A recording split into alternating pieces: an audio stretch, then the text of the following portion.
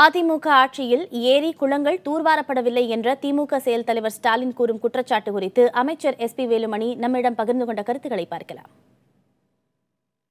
ஏரி, குளங்கள்லாம் சுத்தமாக தூர்வாரப்படவில்லை திமுகவுடைய செயல் தலைவர் குற்றச்சாட்டு வைக்கிறது எப்படி சார் பார்க்குறீங்க?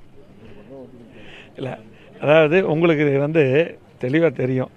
இன்றைக்கி குடிமராமத்துன்னு ஒரு அற்புதமான திட்டத்தை முதலமைச்சர் கொண்டு வந்து சிறப்பாக செஞ்சிட்ருக்காங்க. இன்றைக்கி அரசாங்க சார்பில் ஏரி, குளங்கள் எல்லாம் சிறப்பாக தூர்வாரிட்டு இருக்கிறோம்.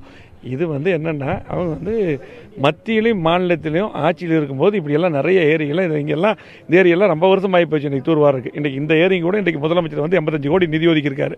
இப்போ தான் நம்முடைய மாவட்ட அமைச்சர், எம்பி எல்லாம் சொன்னாங்க. 85 கோடி நிதி ஒதுக்கி தூர்வார போகிறாங்க. இப்படியெல்லாம் காலங்காலமாக இருந்தது. அவங்க புதுசாக கட்சி ஆரம்பித்து வந்துடல. பல வருடம் இங்கே ஆளுங்கட்சியாக இருந்திருக்காங்க. அவர் உள்ளாட்சித்துறை அமைச்சராக டெப்டி சிஎம்மாக இருந்திருக்காரு. இன்றைக்கி அவங்க அப்பா முதலமைச்சராக இருந்திருக்காங்க.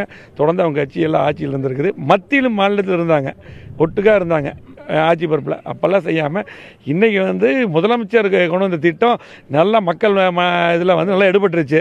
நல்லா வரவேற்பு இருக்குது. இப்போ இந்த நல்ல பேர் ஆளுங்கட்சி கிடைக்குதுன்னு சொல்லி போட்டு இவர் இந்த கோயில் குளங்களில் அப்படியே போய் மேலே செடிகளை வெட்டி. சரி, ஒன்றே ஒன்று சொல்கிறேன். இப்போ இங்கே மாவட்ட அமைச்சர், எம்பியெல்லாம் இருக்காங்க, அமைச்சர் பெஞ்சமின் இருக்காங்க, நாங்கள் இருக்கிறோம். இது இவ்வளோ பெரிய ஏரி இருக்குது.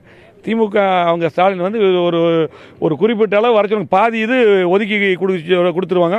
இதை எடுக்க சொல்லுங்க.